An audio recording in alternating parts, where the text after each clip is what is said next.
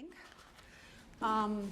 Especially the men. I give you an extra thank you for coming, because you know, getting men to come out at night, it's like pulling teeth, right? But yeah, it's difficult to get out of our houses. Once we get out, we don't want to go back. But Baruch Hashem, you're here, and thank you very much. And thank you to the Lazars, to Shelley and her husband for organizing these events, which hopefully there'll be many more of them. Hopefully we won't need them, but in the meantime we do, and so I hope there'll be many more of them.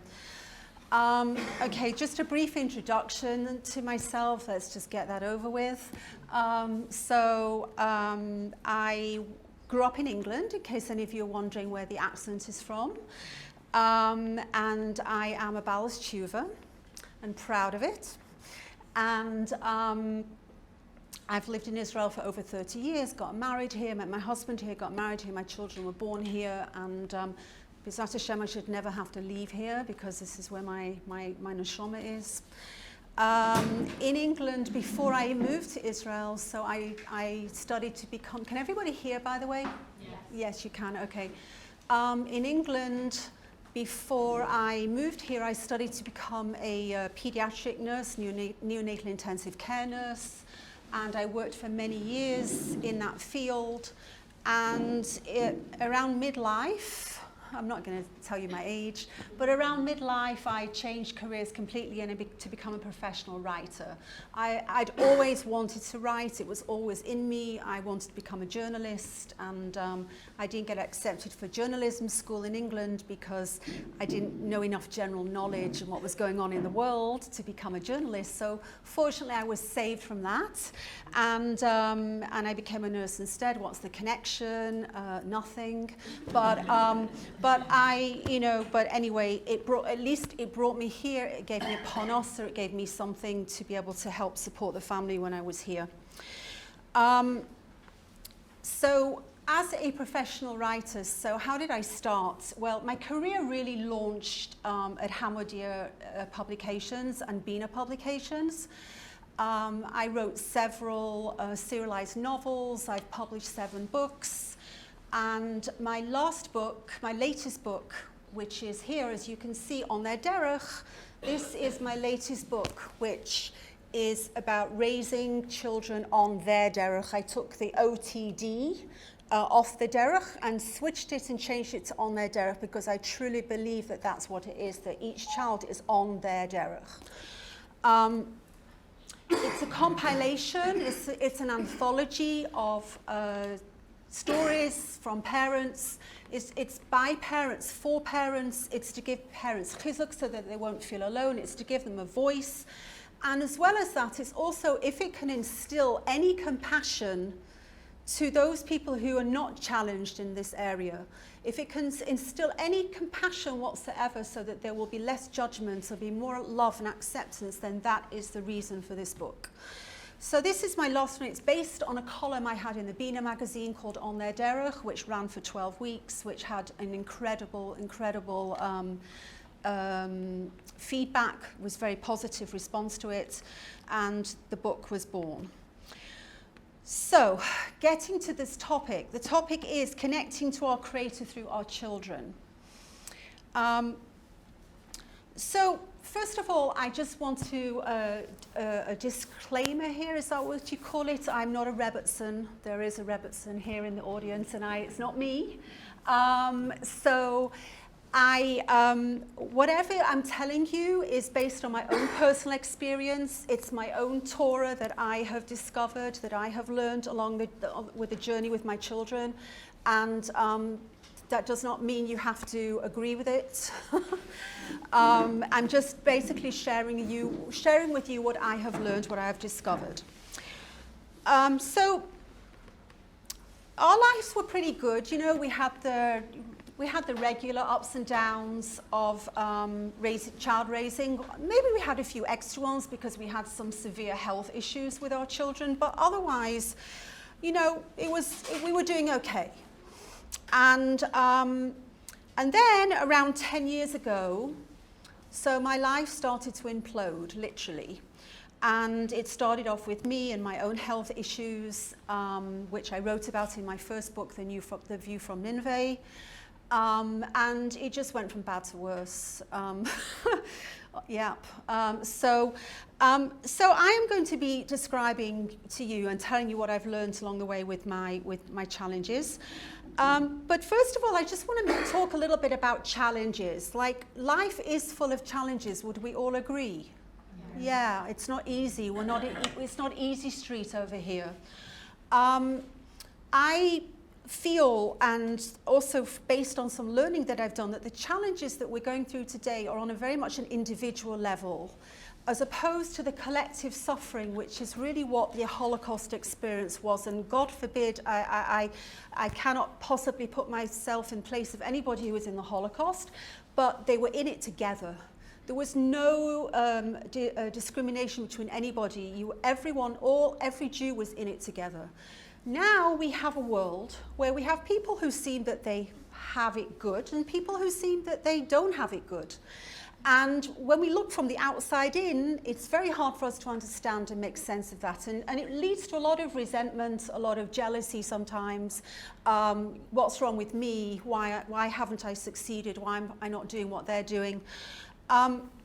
And there's a lot of individual suffering. People are embarrassed to share their struggles, to share their pain, especially with this topic. People want to hide, they're embarrassed. They feel it's a reflection on them and how they're raising their children. And so people feel very alone. Now, suffering is not something which is uncommon for the Jewish people. In fact, I would say that is the life of a Jew, is that we suffer. And we go all the way back to our Avot Imaot, to Avram Avinu, and he was tested of, bringing his own son to sacrifice. We have David Melech, who went through the most horrendous suffering, but look what beautiful Tehillim came out of it, and other great things from him. And we also, of course, have the famous Sefer Eov, which, if anybody is struggling with the issue of suffering, I really recommend studying it, like, in depth. Where Eov, the righteous man, so the Satan comes to Hashem and he says, just give me Eov, let me test him. I'll show you that he's not going to be so loyal to you, once I get my hands on him. And so Hashem says, okay, which we don't really understand all this. We're not going into this too deeply now. Hashem says, okay. And slowly, Eov has everything taken from him. He has his wife, his children, his home, his cattle, everything, until he himself is in the most horrendous suffering with physical ailments. And all Eov wants to do is ask Hashem himself directly, why? Why me? Why are you doing this to me? His three friends came along, and his three friends gave their reasons that they thought, the explanations that they thought for why he was suffering. One of them said he must have done something wrong. The other one said it's a tikkun. Different things. These three friends, by the way, actually had to bring korbanos afterwards because of that, because they came and they tried to make sense to Eov for his suffering. But Eov had to make his own sense out of his suffering. He wanted to talk to Hashem directly. He was a righteous man, and he did not feel that, in his perception of who Hashem was, he could not understand how Hashem could bring this to him. What was Hashem's response to Eov? Where were you when I was creating the world? Where were you? And we read this and we think, what kind of answer is that? That's a typical Jewish non-answer, right? You answer a question with a question. So Hashem was basically saying, do you understand the creatures that I created? Do you understand the tiniest insect, the most perfectly formed flower? So if you don't understand those things, how can you possibly understand the Creator, the one who created them? So the answer basically he gave was, you won't understand it. We are not meant to understand everything here. There are things that we just cannot make sense of. And we just have to live and grow from these struggles. So what should we do with them? What should we do with these challenges that we have? So we need to use these challenges in order to emulate Hashem and become close to him. So why do we need to emulate Hashem? So in order to become close to Hashem, we need to emulate him. Let me just explain what this means. So the nature of Hashem is to be a giver. This is who Hashem is. He doesn't need to be a giver. He just is a giver. Okay.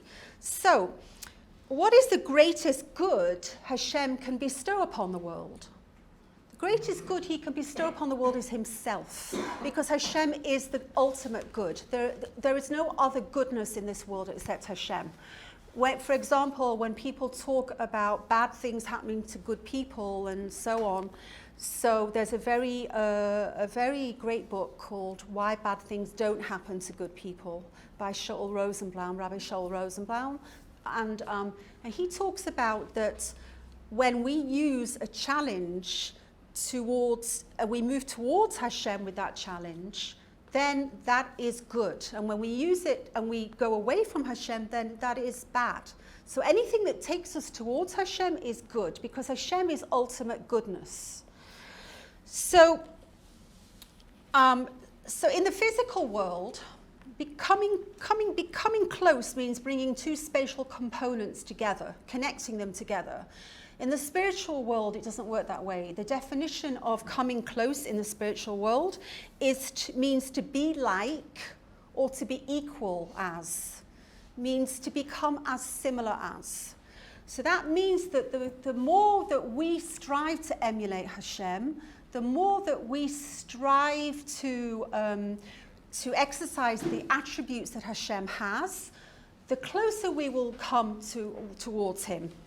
Now, in order for us to be able to do this, there has to be a lack in the world, right? If we have everything we need, so we don't have an opportunity to give. We don't need it. We don't need anything. So Hashem created a world with lack. Lack was something that was imprinted into creation from the very, very beginning. And it is through this lack that we find out who we ultimately are. Do we rise to the occasion or do we not? Do we grow from our struggles or do we not? But it is through the lack that we do it. So how does all of this connect to the challenge of our children who are leaving the Torah path? So again, this is my Torah, so to speak, what I have discovered and learned, and I have my rabbi who agrees with me on this one. Because out of all the challenges that we can be given, whether it's parnasa, whether it's health, whether it's shalom bais, whatever challenges we are given, the one which requires us to change ourselves the most is this one, our struggling children, our challenging children. It requires us to change, to become people we never thought we'd turn into. And it's actually beautiful. It's actually a gift that we're getting from Hashem. We become close to Hashem through his Torah, by keeping his mitzvahs, by refraining from the negative mitzvahs, by keeping the positive commandments. Every time we fulfill a positive commandment, we bring this flow of goodness down to whichever part of our body that we have performed that mitzvah with. In addition to that, we have been given the opportunity to go even higher, that we can become godlike through our children's challenges. So how does it change us? How does the On Their Derech challenge change us? Before I go into this, I just want to mention that in order to change, we have to be open to it. We have to be willing to change. And I really do believe that if we're not willing, we'll just get challenged again and again and again until we get it. We have to be open to it. There are so many people who I've spoken to who have said, you know, I used to be so judgmental. I used to criticize all of these people, and I used to put this one down and that one down. And since I've had my own child who is struggling, so I'm a different person. I'm tolerant, I'm compassionate, I'm patient. I mean, I can just talk for myself. on a different, one of my children was very hyperactive. There are some people here who will remember that. Very, very hyperactive. And before he was born, I used to sit in the park, and I used to watch the wild kids, right? We all watch the wild kids. And what did I think to myself? My goodness, like, where is his mother? Why isn't his mother taking care of him? What a negligent person she must be. And then I had my own.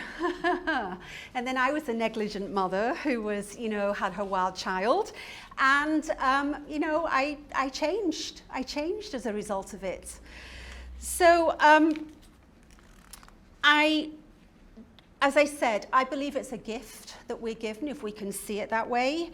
And I just want to tell you something which Rabbi Ezriel Tauber, Zatzal, he was Nifta last year. My husband and I went to speak to him when our last child went on her path. I bought the Sefer from him, Thoughts for a Jewish Heart. It is outstanding, really outstanding. It's what is a Jew, Emunah and Bitochen. He talks about children going on their path, and he's. I highly recommend you to get hold of this Sefer. He told us a lot of things when we went to him, but one of the things that really stuck in my mind was he told us that the Torah says that Yitzhak loved Esav, but he didn't say that he loved Yaakov. Why not? So, according to the interpretations, so Yaakov was Yitzhak's good child. Yaakov was the child that Hashem gifted to Yitzhak. He didn't have to do anything with Yaakov. Yaakov was happy to sit and learn. He was the best. Esav, on the other hand, was his challenging child. And Esav required of Yitzhak to develop attributes of himself that he didn't have to do with Yaakov. So he had to learn to be compassionate, he had to learn unconditional love and acceptance and patience and all of these things. This is what he had to learn with Esav. And it says that Hashem gifted Yitzhak with Yaakov. He's, in essence, Hashem served Yitzhak through Yaakov, but Yitzhak served Hashem through Esav. Which way round do you want to be? Do you want Hashem to be serving you, or do you want to be serving him? And this was something that really stuck with me, that I always kind of tap into to try to remember.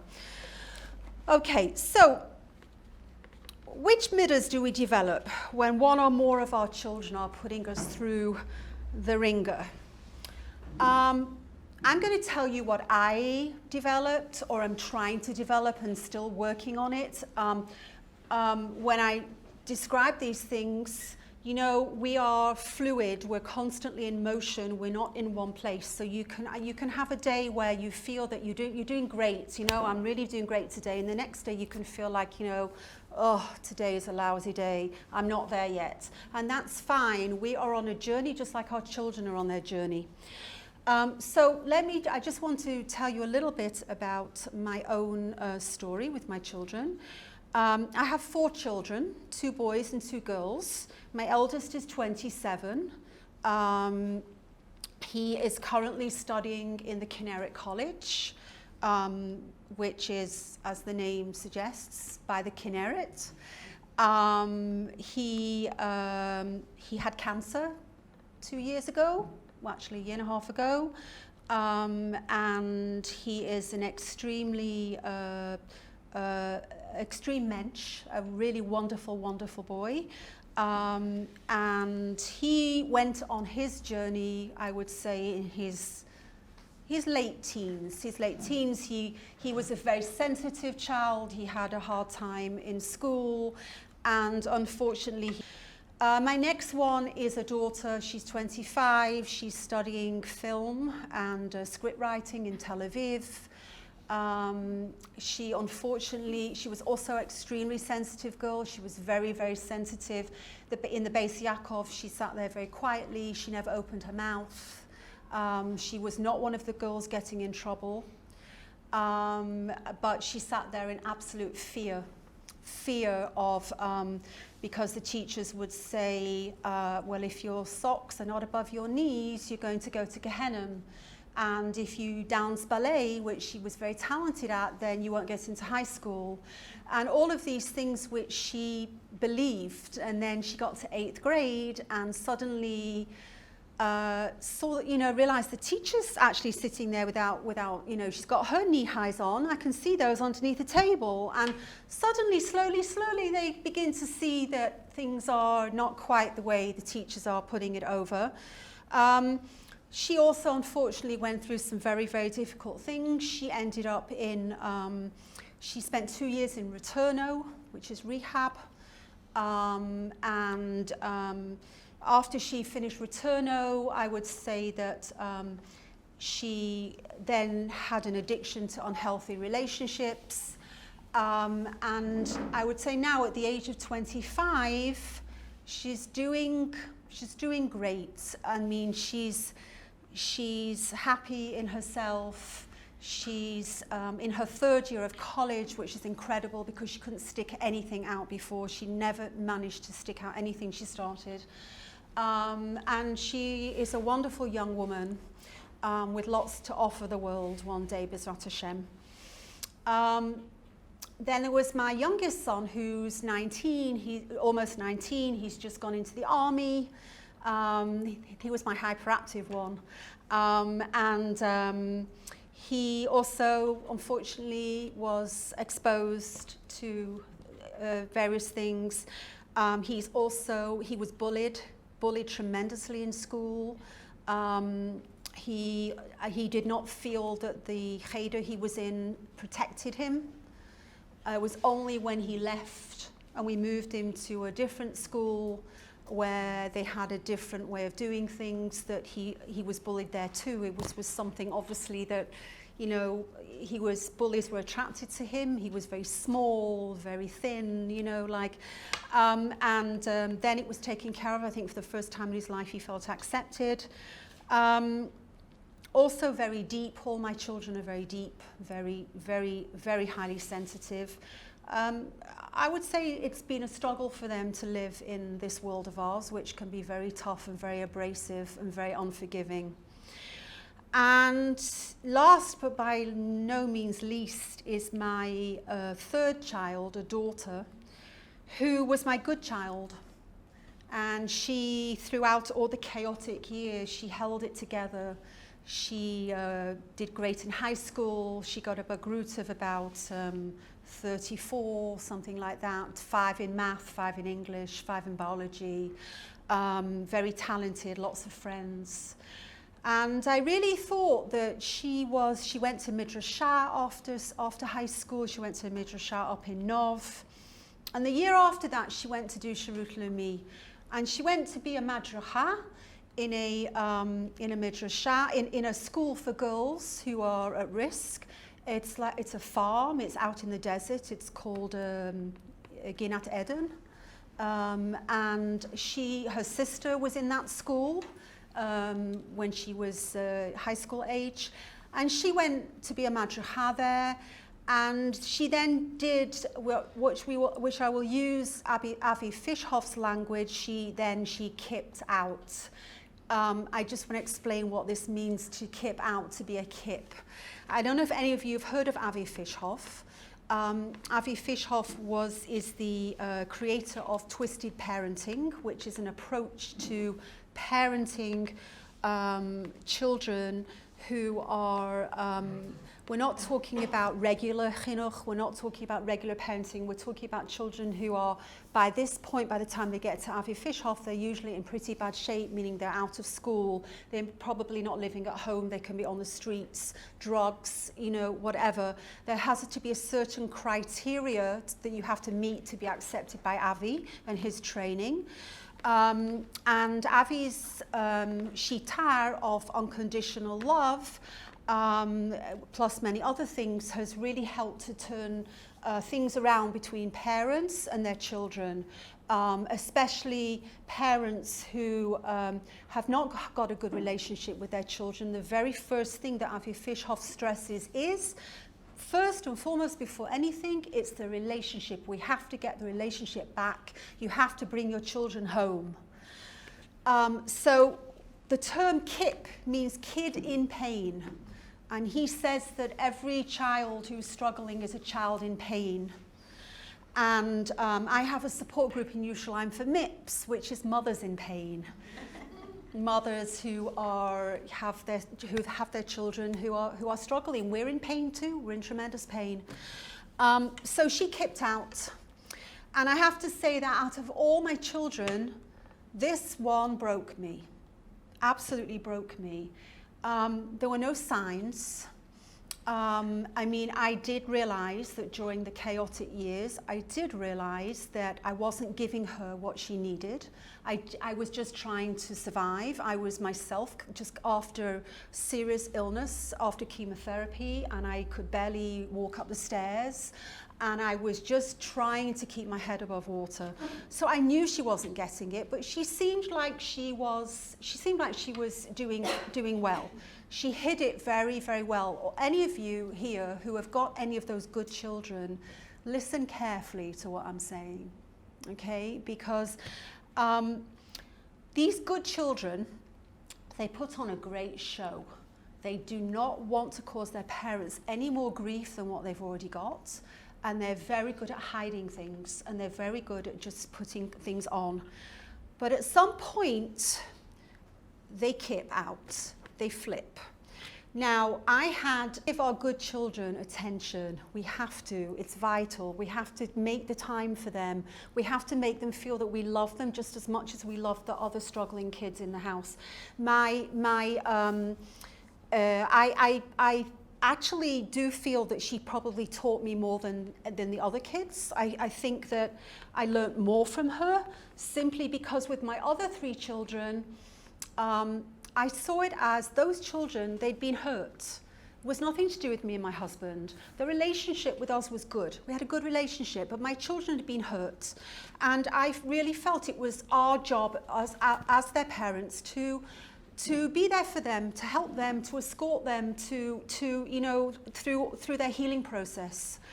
But this child was angry. She was angry. She was angry especially at me because I was the one she was closest to. So you always lash out at the one who's closest to you. She was very angry and very resentful. And she acted it out. And for me, that was more painful than anything else. And it was even more painful for me than her leaving Yiddishkeit. Why? Because for me, it was the relationship that mattered. I just wanted the relationship with her, and to see her pull back and to be so distant, and she got herself involved in some kind of religious group, and which was an absolute disaster, and she just pulled further and further and further away from us. But I learned more from her, I think, because, you know, I think I was like patting myself on the back, you know. So I know how to do this unconditional love stuff with my first 3. You know, I know how to do it. And then when this child came along, I realized, no, I really don't. She is going to show me how to do this unconditional love. And I think she's the first child that I actually twisted with, and I don't want to spend the night going through what that means, but with the twisted parenting, you really do the opposite of what you would normally do. So for example, I just didn't want her to be around. Her energy was so hostile, and I just, you know, didn't really want to be around her.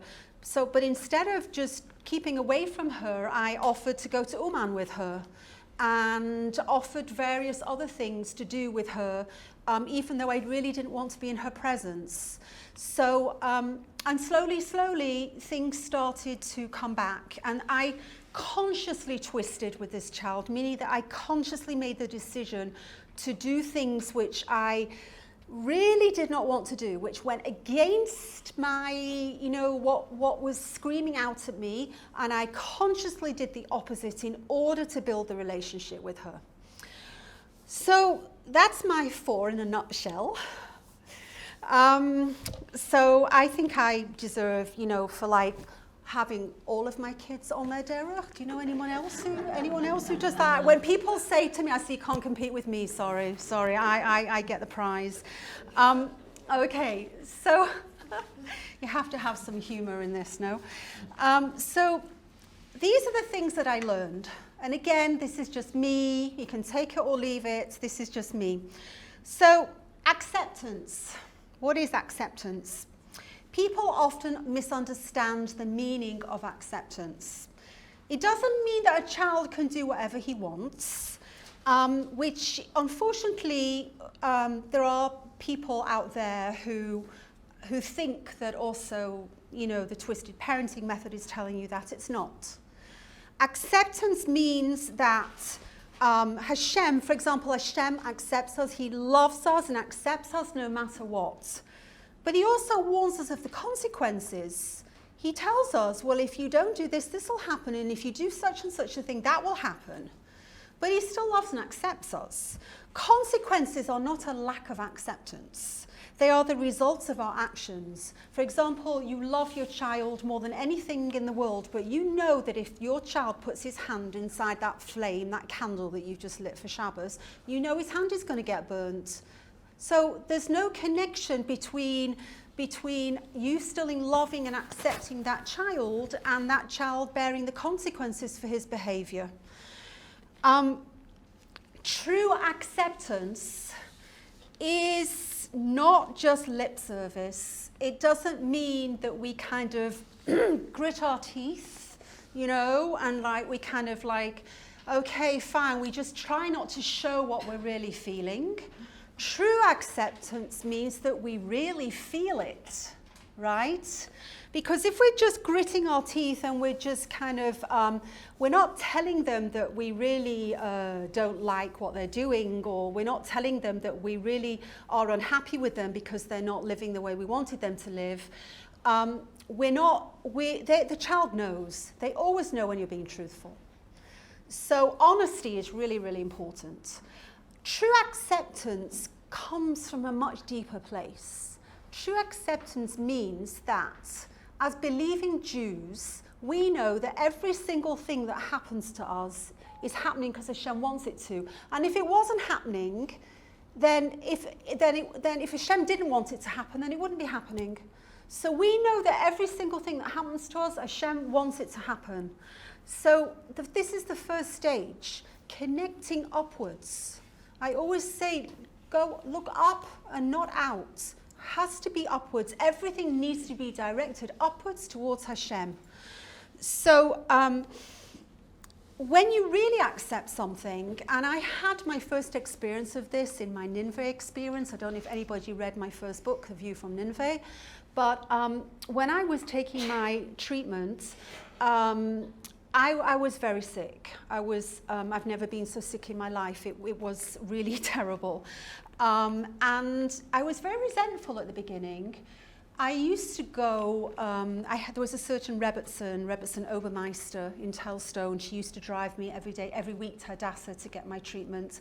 And I used to look out of the window, and I used to look at these healthy people bouncing around. They all seemed like they bounced. I could barely breathe, let alone bounce. And I used to look at them and I would envy them so much. And I felt very, very, I felt very sorry for myself, very sorry for myself. And the last straw for me, which was the most ridiculous thing, was when my husband said, we can't afford to keep a car anymore because you're not being paid right now. My bituch leumi hadn't come through. We can't afford to keep a car anymore, so I'm giving the car back because we rented it from his company.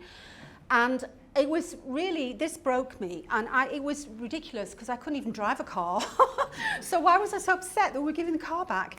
And somebody came to pick me up to take me to see a show, which I really didn't want to go to. I just felt like I couldn't. And she came and she dragged me out and she took me to it. And that feeling I have was, people don't take me to places. I take them to places. I drive them. They don't drive me. And it got to a point where through the work I was doing, and I was doing EFT, emotional freedom technique, and I was doing energy and reflexology, and I suddenly understood that I needed to accept the situation Hashem had put me in. And it was such an empowering moment, because I was choosing it. Like, when I chose to accept, then it empowered me more than anything else. It was like nobody could take anything from me anymore, because I had chosen to accept this situation, and with that I felt stronger than I'd ever felt before. And that was a turning point for me. I was able to get through the rest of the treatment, even though it was on this earth, it was actually Gehenna, but on a spiritual level, it was incredible. And though for those of you who've read my book, I didn't want to come back from there. It was very hard for me to come back down again after being up there with the angels for a while. So acceptance, true acceptance. I don't believe we can get it unless we're in touch and we're connected to Hashem. And you know what? We can't always do it. And I ask Hashem, when I can't do it, I say, Hashem, help me to accept this. Help me to accept that my son has cancer. I can't understand this. I can't make sense of this at all. I'm trying to, but I can't. So help me accept. And he does. Well, there are things we just can't do on our own. And we need Hashem's help, and Hashem will always help us if we reach out to him and we ask him. Unconditional love. This is connected with acceptance, obviously. Unconditional love means, I love you, but I don't like what you're doing. I love your essence, I love who you are, but I don't agree with your actions. And the time to internalize this concept is from the cradle, as soon as the child is born. Because your child should grow up knowing that you love him just for being him. And it doesn't matter whether he brings home 100 on the Chumash test, or whether he brings home 50, or whether he doesn't take the test. You love him for who he is and not for what he does. And that is unconditional love. Patience. That's a hard one. I wish I could say that I have it. How many of us, we want to rush things, right? We want things to be on our timetable, on our schedule. I desperately want my children to get married. I desperately want to be a grandmother already. And when I'm focusing on that, then I really go off the rails. I have to remember, Yosef spent, how many years was it in Mitzrayim? 22, right? He spent all those years in Mitzrayim before things started to turn around. I hope it won't take me 22 years, and I hope it won't take any of you 22 years, but we need patience. We need patience. This life is about process, and it's a process that we're going through. Just like our children are going through a process, we're going through a process, and it takes time, and we can't rush it as much as we'd like to. And again, we need to ask Hashem to help us to have that patience. The other thing that I learned was humility. I realized that this world is not about me. Amazing. Not about me. It's not about, I'm not in charge, and I'm not in control, and I can't control anything. And I'm only responsible for my hishtadlus. I'm not responsible for the end result. The end result is in Hashem's hand, and that is the same whether that result is what we call good or what we call not good. And again, I'm not sure that what we define as successful in this world is Hashem's definition of successful. And I'm going to give some example of Rabbi Tauber from that soon. I think we're going to be surprised that when we think we are actually a society, that we have created societal norms, and we have created a society which has said you are successful if you raise your children and they go off to GAN and they go off to school and to yeshiva and high school, and then they go on their shidduchim and then they have their children, and then you are a success, okay? I'm not quite sure that's what Hashem's definition of success is. That is something that we have created. And I realize that just because somebody else seems like they've been successful does not mean they are. And it doesn't mean because you are struggling with your children that you're not being successful. It's something much deeper, which I'm going to go into soon. It's not about my covered, it's not about my success or my failure. My children have got their own journeys, and so have my husband, and we were chosen to escort them. Every single one of you in this room was chosen to escort your children on their journeys. There are no mistakes. Hashem chose you, and in fact, on a deeper level, you also chose it yourselves. In Shemaim, before you came down, you were shown what you're coming to in this world, and you agreed to it. So we can't really get past that one. Compassion, following on from humility leads to compassion. When I removed the I from the picture, I was able to see what my kids were really going through.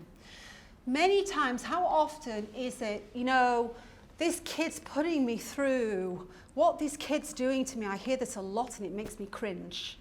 What this kid is doing to me. No, it's not about that. It's about what the child is going through, their pain, what they are experiencing. It's not about you. It's not about my husband. What I do with it is up to me. What my husband does with it is up to him. But what my child is going through, I am the parent, and I need to be there for my child.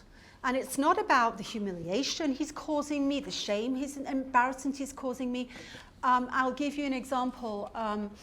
When my daughter was in rehab, so she came out to go to the local doctor in Telstone, and it had been a while since she'd been back in Telstone. And after we'd been to the doctor, so we went into the local McCulloch to get something to eat, and we went in together. And she was dressed in, her pants and whatever else. And when we went in, I could feel people's eyes on her. I could feel them for her. Those eyes that were burning in her back and looking at her up and down. And when I came out, I said to her, did that bother you? And she said, no, it doesn't bother me because I'm happy in the place I'm at. And I told her how proud I was of her. I said, I'm really very proud of you. And I realized that all of those people in that McCulloch had no idea what this child was going through. They had no idea how hard it was for this child just to get out of bed in the morning. They had no idea how hard it was for her to just stay alive. And I realized that I know, I understand, my husband understands, because we know what she's going through, because we're her parents. And we're the ones who, if anybody needs to know what she's going through, it's us. We need to know what she's going through, and we need to be there for her.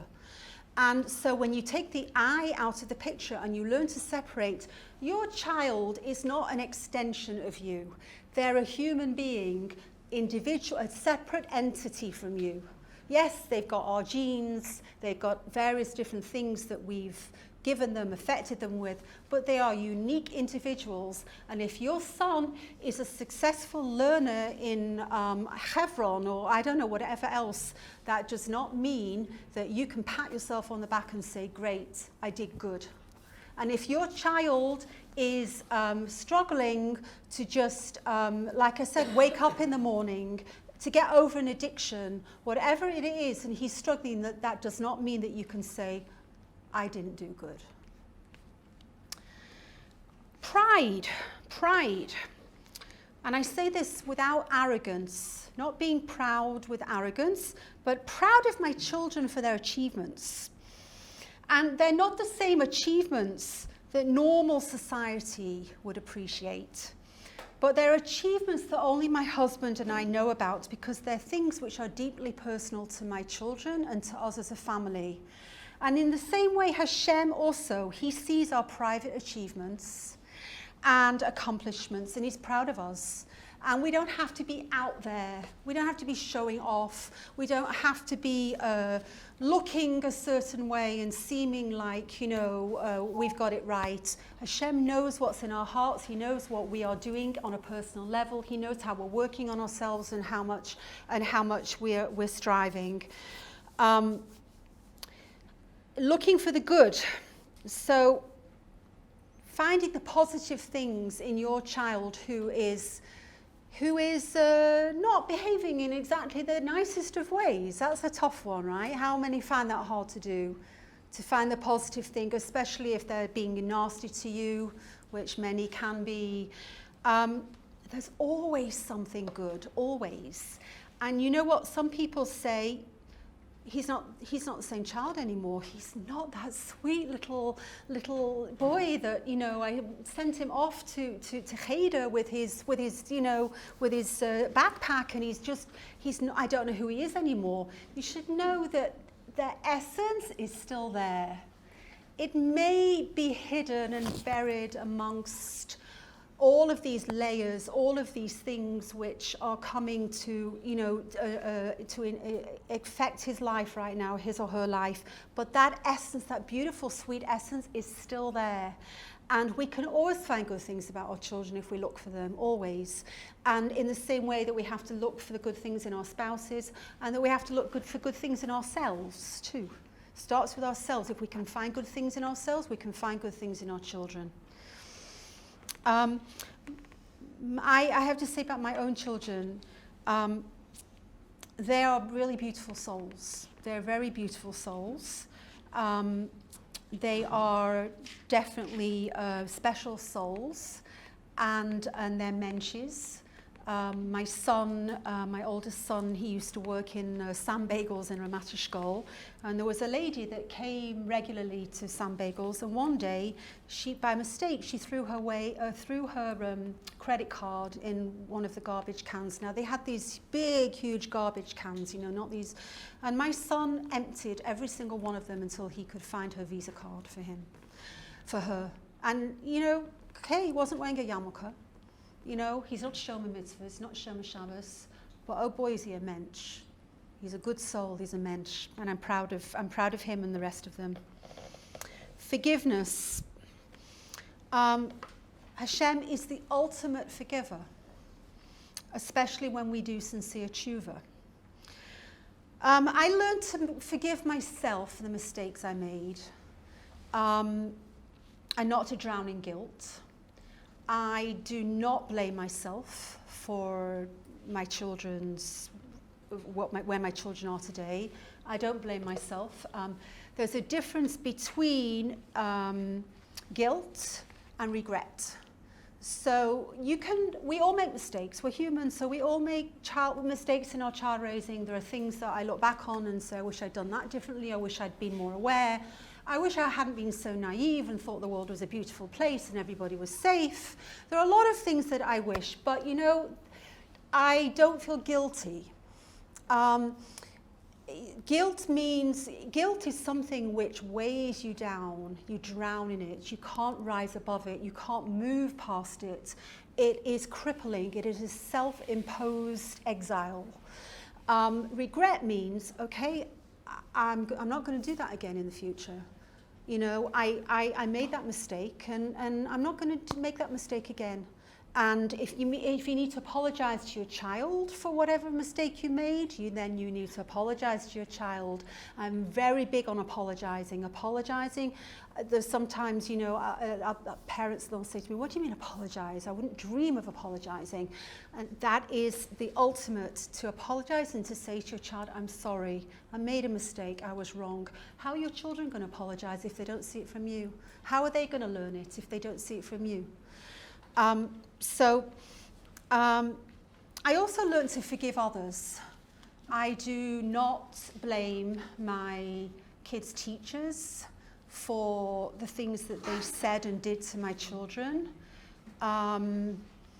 Whatever din and cheshbon there is for them, then that will be theirs in Shemayim. It's something private between them and Hashem. I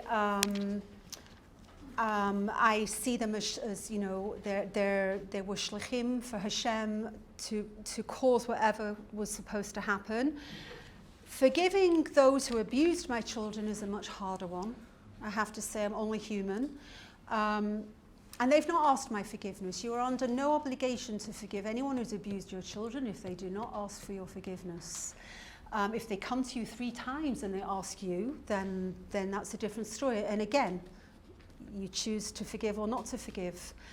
But forgiveness is it's not for them. Forgiveness is for you, it's for us. And when a person walks around with hatred in their heart, and they walk around with bitterness, and they walk around with, with all of these negative things, ultimately eats away at you. It eats a hole in your heart. It eats away at your soul. And it's really like a self-imposed imprisonment. So that forgiveness is for you. It's not for the other person. It's not like, well, they don't deserve my forgiveness. If you want to free yourself, you can choose to forgive or not forgive. I'm not saying it's easy, and I'm not saying that I'm there in some situations, but it's a goal. And it's like, I ask Hashem, help me to forgive, and help me not to keep these negative, bitter feelings in my heart, because I can't always do it on my own. Truth and honesty.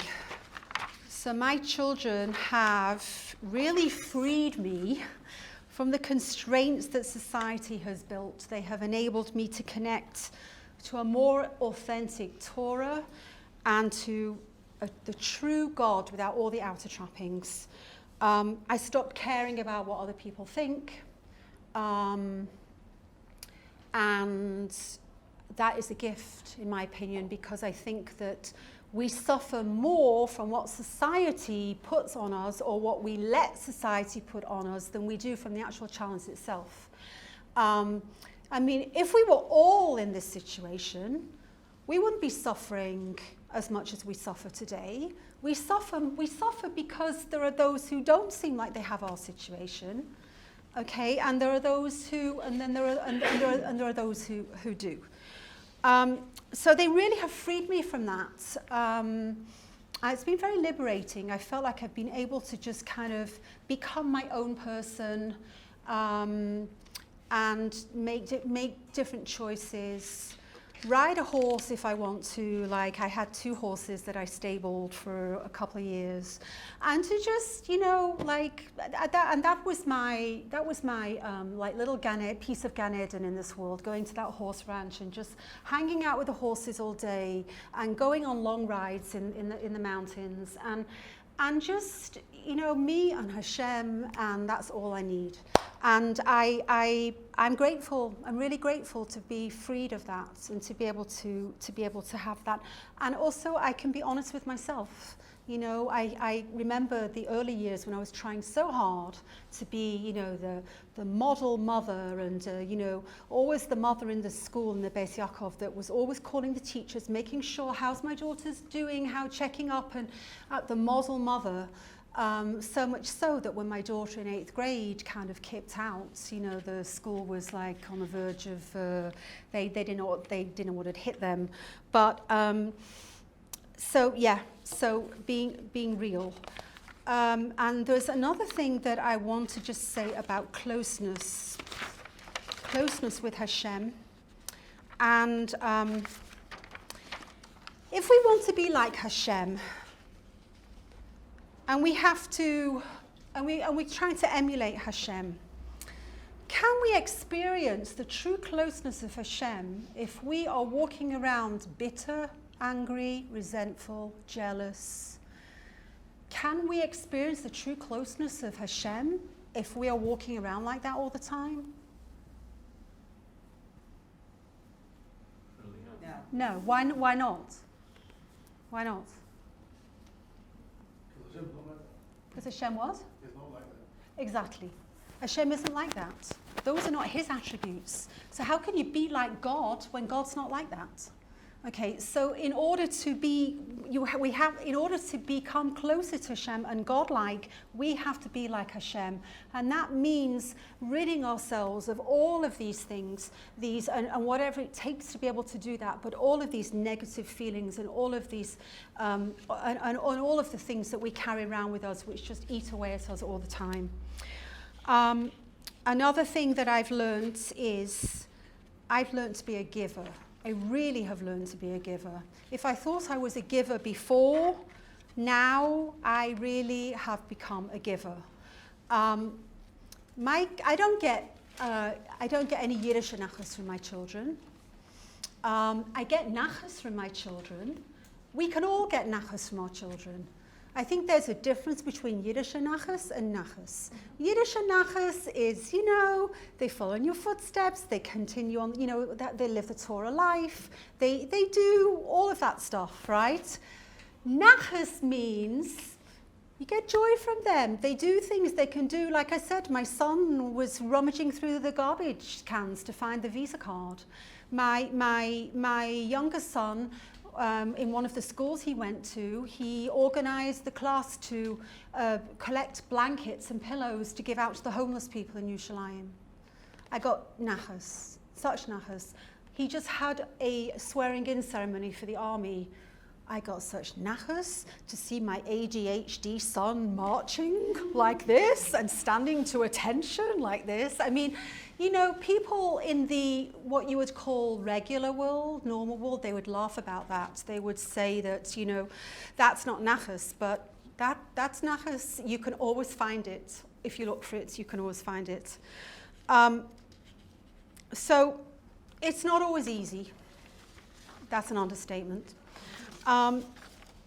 When I get off track and I lose my connection to Hashem, it's bad news. It's really bad news, because then I get absorbed in myself, I get absorbed in what I want, I get absorbed in the I, and then and there are times where I just have to say, Hashem, help me to reconnect to you.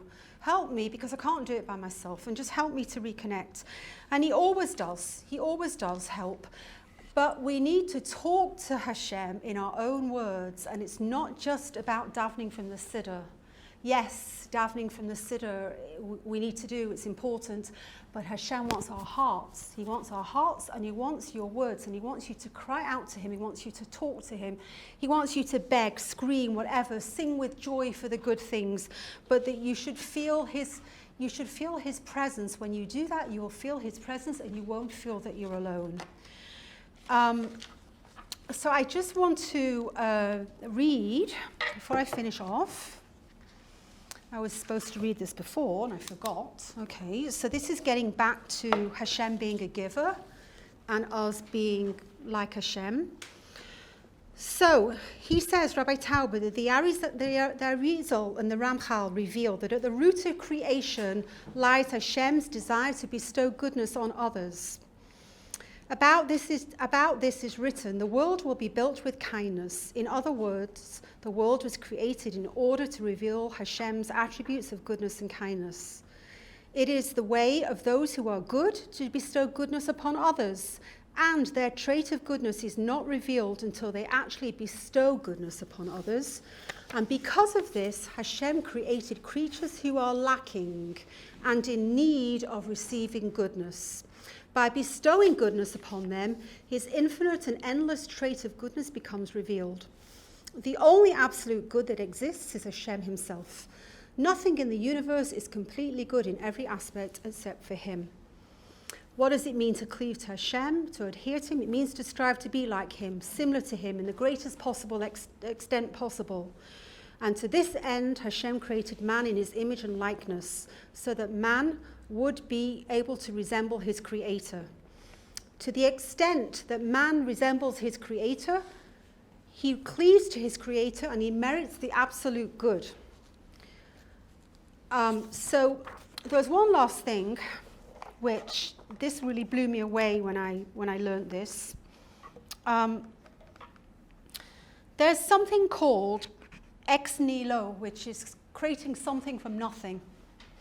When Hashem created the world, he created the world from nothing. And we also, because we are Hashem's, we're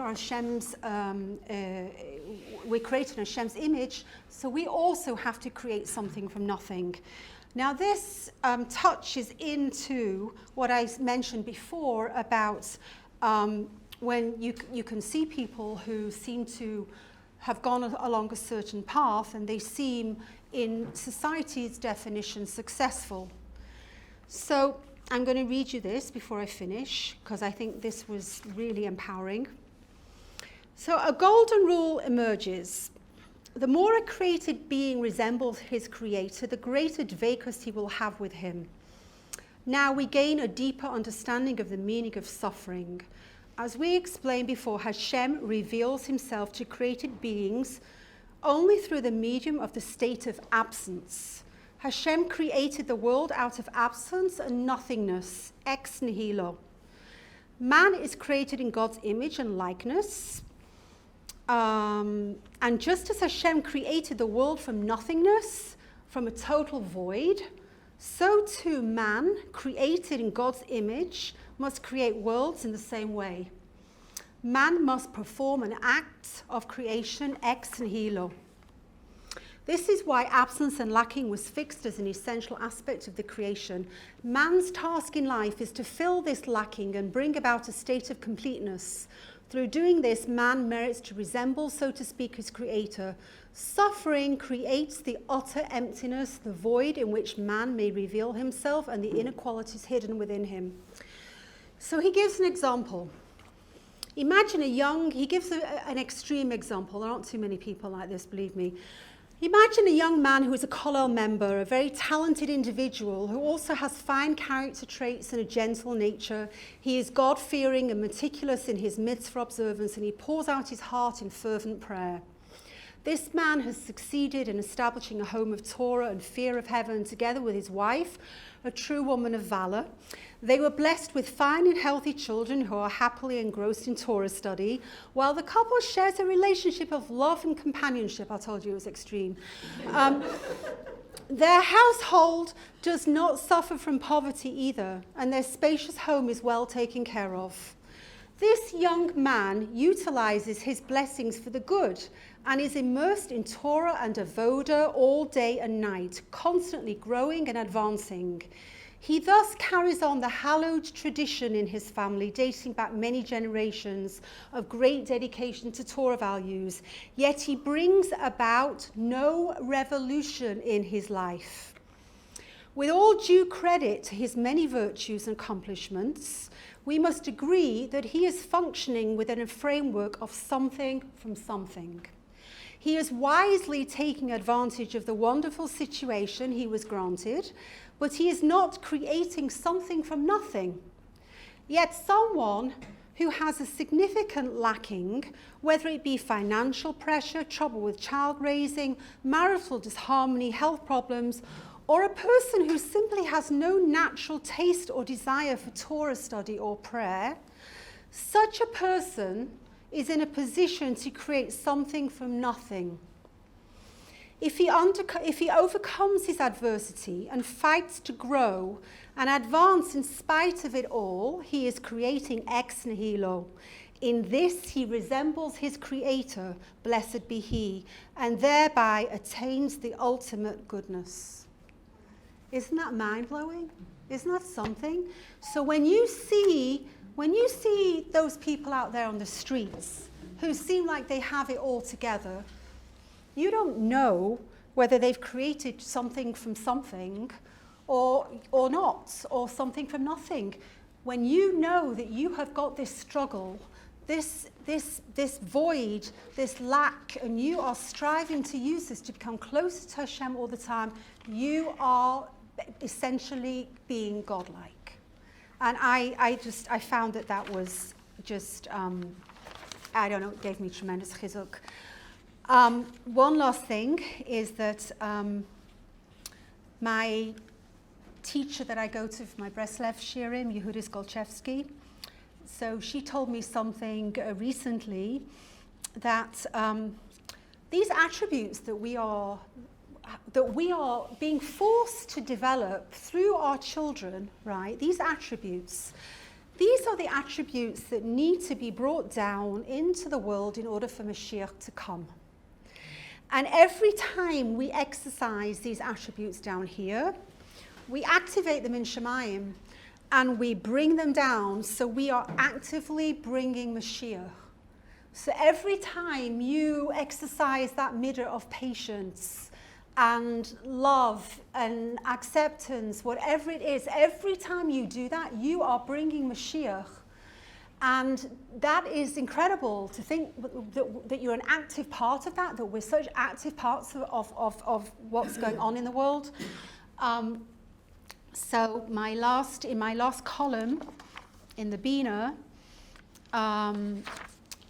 with on their derech column, this is the last thing I wrote. I'm just to finish off. Recently, I have been re-examining my connection with my Creator. Is there something I can change that will lead me to a more peaceful place? The conclusion I've come to is that my relationship with Hashem needs to be purely for the relationship's sake, and not because I expect or demand anything in return from him. Yes, he can change things. He can heal my hurting children in the blink of an eye, but I should not expect it. When I daven, when I serve Hashem, it needs to be because he asked me to, because he created me, and not because I'm waiting for him to do what I want. Will I reach this level? I don't know, but I'm determined to try. Rabbi Tauber's example of something from nothing, ex nihilo, reminded me that here in Olam Hazeh, things often look upside down. And those of us who are not doing what society respects and admires may consider themselves failures. Rabbi Tauber's lesson reminds us that that couldn't be farther from the truth. Throughout my journey, I've learned that good means coming closer to Hashem because he is the ultimate good. Likewise, bad means pulling away from him. So whatever my circumstances, if they bring me closer to Hashem, then that's good. And that's something that I can create. I can make my life good despite all its deficiencies. As I continue on my challenging path with all of the pain and uncertainty, I hope that I am creating something out of my massive void, and that Hashem is happy with the way I'm handling this tremendous challenge, that I'm giving him nachas. Because serving Hashem comes through many channels. Mine is the deep connection I have with him through the children he gave me. It's not always easy, and at times I want to give up, but I struggle on because I too am on my derech. Thank you.